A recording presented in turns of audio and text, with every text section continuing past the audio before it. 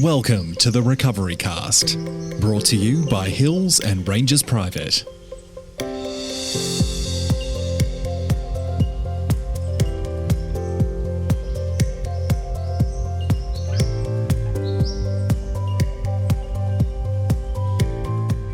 Hello again. Welcome back to another episode of the Recovery Cast, proudly brought to you by Hills and Rangers Private. My name is Oliver and I am a former addict in recovery. We've got a really interesting episode today planned for you. We're going to be talking about the daily reading from the JFT, and we're also going to be talking about how activities such as exercise and spending time in nature are really, really good for your recovery and your mental health overall. But first, a little bit of intro and information about the podcast. The Recovery Cast is a podcast created by people in recovery from addiction for people in recovery from addiction. There are many definitions of addiction, but we keep it simple. Addiction to us is when people use alcohol, drugs, or certain behaviours repetitively to their detriment. Basically, when it's a problem for them and their families. Therefore, an addict is not necessarily a needle-using junkie in a dark laneway, and an alcoholic is not necessarily a homeless man in a park. Recovery for us means using an active daily process or program to deal with alcohol use disorder, substance use disorder, or other behavioural addictions. People in recovery are committed to complete abstinence. This daily process is as important to being able to live normal lives as daily dialysis is for people with kidney problems. This podcast is meant as a support tool for those in recovery. I myself am a drug addict in recovery. However, each day we will focus on a different perspective of recovery. Everyone who participates in this podcast is in an active recovery program, and we are not affiliated with any one recovery methodology. We will focus on a variety of different types of recovery, including 12-step recovery programs such as Alcoholics Anonymous and Narcotics Anonymous, and other things like Smart Recovery, Celebrate Recovery, Recovery Dharma, Cognitive Behavioural Therapy, and more. And a quick disclaimer, this podcast is intended to be informative. A podcast alone cannot support your sobriety and recovery, so we suggest it only as one component of a daily recovery routine. For more information on what recovery is, go to www.rehab.melbourne. Now, on with the show. So, today's reading is from the Just for Today Narcotics Anonymous daily reading book, and it's on Feeling God's Will, November 7. I sincerely believed that a higher power could restore my sanity and that I would stop trying to figure out what God's will was. Just accept things for what they were and be grateful. The longer we stay clean, the less surely we know what our higher power's will for us is, and the less it matters. Knowledge of our higher power's will becomes less a knowing thing and more a feeling thing. We still practice the 11th step faithfully, but rather than look for signs from our higher power, we begin to rely more on our intuition, trusting our feelings about what will make us comfortable. After staying clean a few years, what we do seem to know is when we are acting against God's will for us. When we are going against God's will, we get that old uncomfortable feeling in our gut. That queasiness is a warning that if we continue in this direction, ahead lie many sleepless nights. We need to pay attention to such feelings, for they are often signals that we are acting contrary to our higher power's will for us.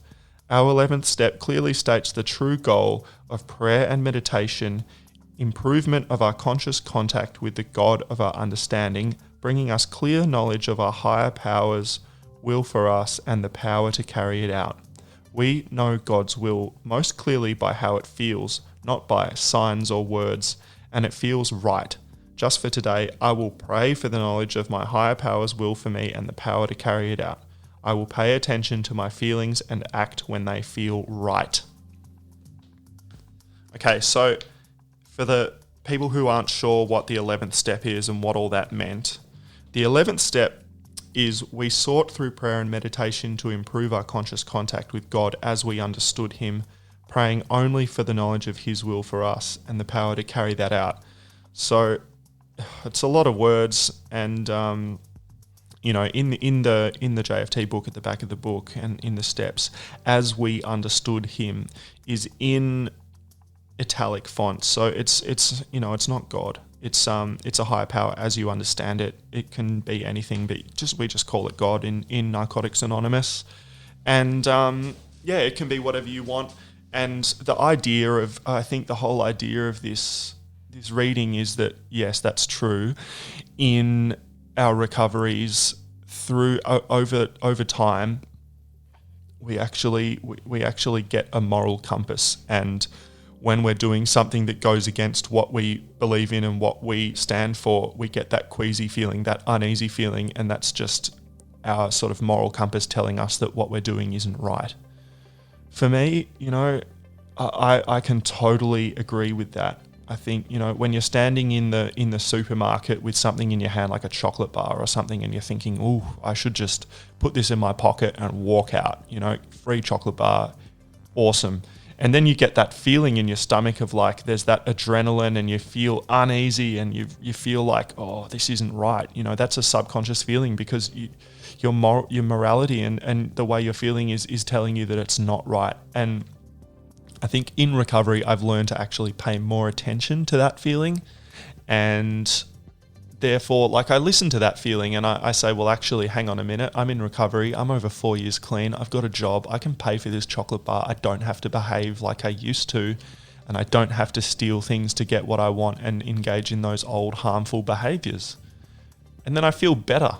I feel better about myself, and it goes along. And, I don't know about sleepless nights over a chocolate bar that you stole from the supermarket, but there's certainly things in my recovery that, I've done wrong things, and they do cause me grief later on down the track, that I'm carrying the memory of doing something that perhaps I shouldn't have. And that makes my recovery and my life in general harder later on. So it's about, I guess, in the early days, acting on God's will for me was a matter of, I did do that stuff, like that prayer and that meditation of thinking, all right, I was praying and saying, help me do the right thing today. Help me do God's will and not my own will, and my own will would be to manipulate, lie, cheat, steal, and to get what I wanted and get everything now and control it all. And, God's will is just and that's it. They talk about, I don't necessarily know what God's will is, and I don't think it actually matters. It's a feeling thing, that I feel like I'm doing the right thing. So when an opportunity comes up, I go with my gut feeling today, because I've learned to make the right choices. I go with what I think the right choice is. It's not actually anything to do with God anymore. It's just living a productive life as a member of society that's not, an active, using addict that I used to be, where I used to do the wrong thing left, right, and center and create bigger problems for myself. Yeah, what do you think? What do you think your God's will for you is? That's what I want you to get into and think about. My God's will for me isn't necessarily to do anything. It's just, don't do the wrong thing. Don't do that wrong thing. And I just have to continually be aware, and I've learned to act on the next right thing in my recovery. Because let's face it, when we get into recovery, I don't know about you, but I had to break a lot of habits and ways that I used to live that were harmful. I had to learn how to live in a totally different way. I had to learn to live a productive life and live a life where I made really good decisions and did the right thing. And it takes a lot, and I needed to pray and meditate on how to do that, and ask other people for their experience and their advice. So after the break, we're going to be talking about a few things. We're going to be talking about what's on offer at Hills and Ranges Private in terms of time spent in nature, exercise, and routines. All these things are part of the program at Hills and Ranges Private, and they are really, really important and integral to maintaining a healthy and strong recovery. You're listening to the Recovery Cast by Hills and Ranges Private. Now playing daily on iTunes, Spotify, and YouTube. For more shows, visit us at www.rehab.melbourne.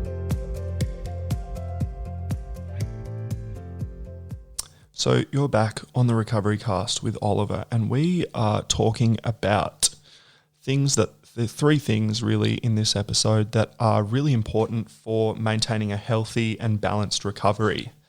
I'm looking at a website here called mind.org.uk. It's an organisation about mental health, and I'm reading Nature and Mental Health. Spending time in green space or bringing nature into your everyday life can benefit both your mental and physical well-being. For example, doing things like growing food or flowers, exercising outdoors, and being around animals can have lots of positive effects. It can improve your mood, reduce feelings of stress or anger, help you take time out and feel more relaxed, improve your physical health, improve your confidence and self-esteem, help you be more active, help you make new connections, and provide peer support. So we're talking about time spent in nature. It's a proven tool to help mental health, and it's been an integral part of my recovery. I know this. At Hills and Ranges Private, it's centred in the heart of Olinda, and when I'm on site at the chalet at Hills and Ranges Private in Olinda, I'm just surrounded by trees, and I can just hear bird calls and the wind rushing through trees and all the smells of nature, of sort of plants and flowers and that beautiful rich undergrowth kind of smell. It's just such a healing and natural environment. And I'll tell you, I'm going to talk a little bit about how I use time spent in nature for my recovery.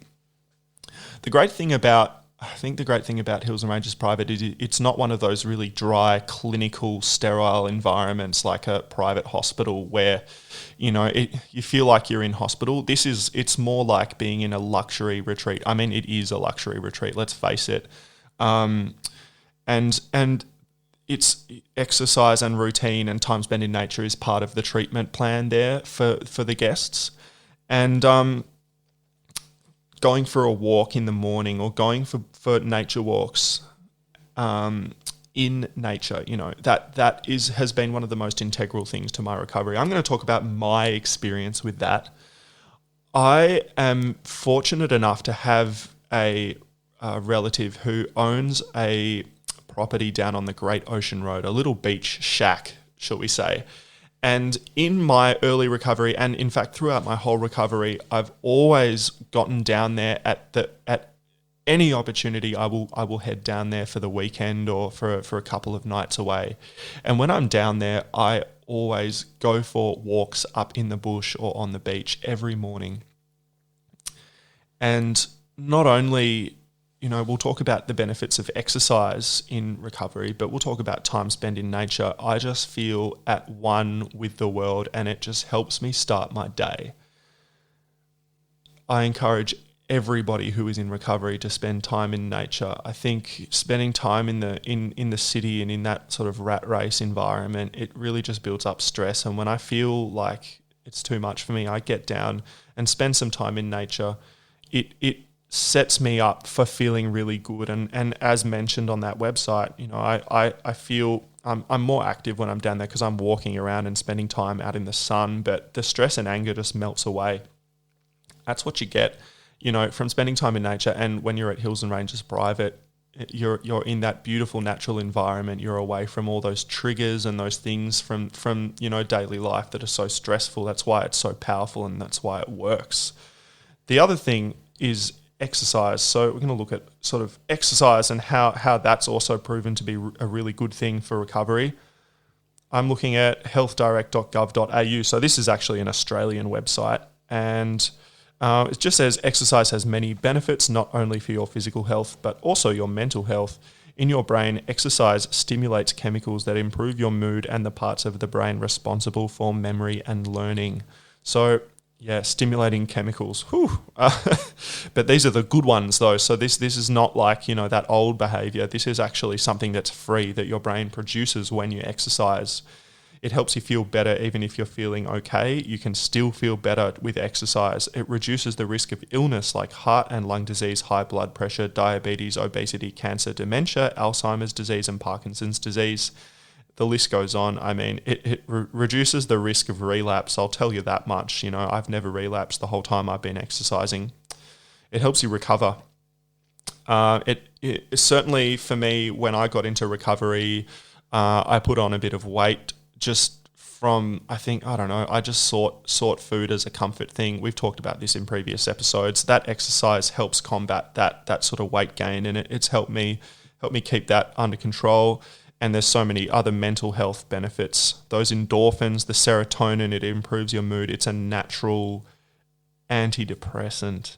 It gets you out into the world. It reduces feelings of loneliness and isolation. And that isolation, that disconnection, that's actually, it's a proven cause of addiction. And connection to nature and connection to people, if you're exercising in groups, it's the opposite of addiction, really.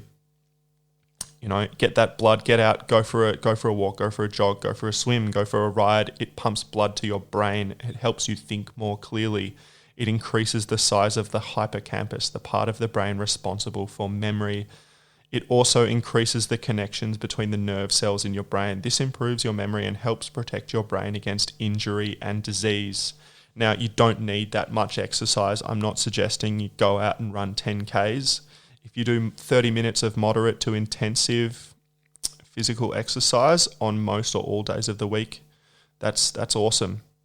You don't have to do it all in one go. You can do short 10 to 15 minute sessions. So a walk to the park, a walk back from the park, something like that. Doesn't matter. It's free. You can go out for a walk.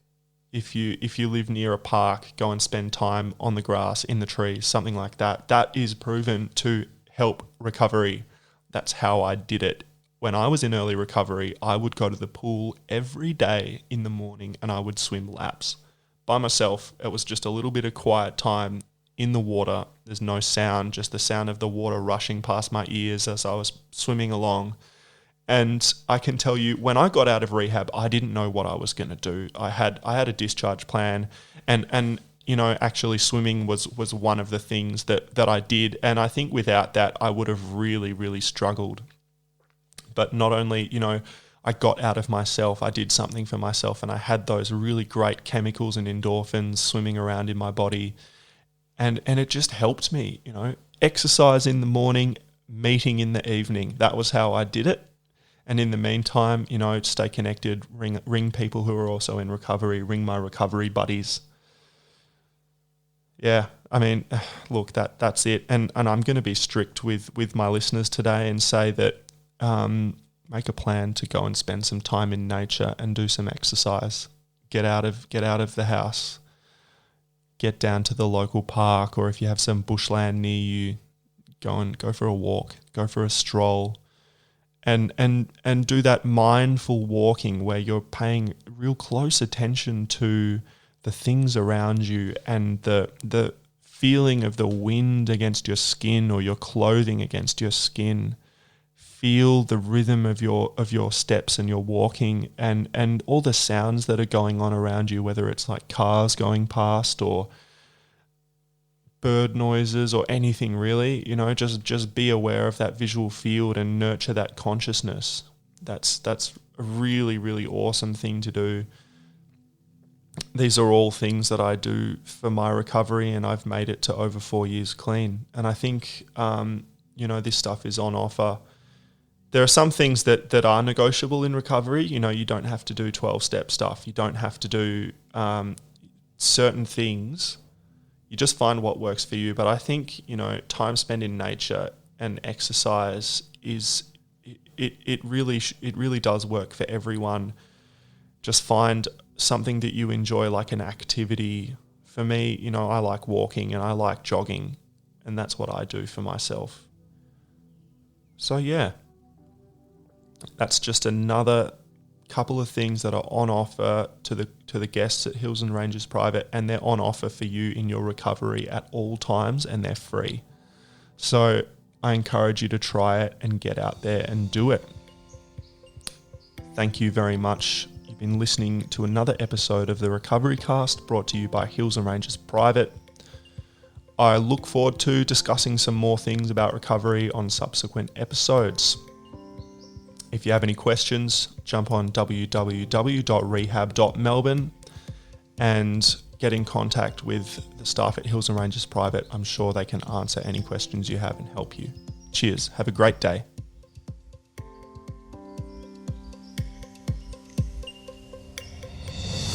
Thank you for listening to the Recovery Cast. For more, visit us at www.rehab.melbourne.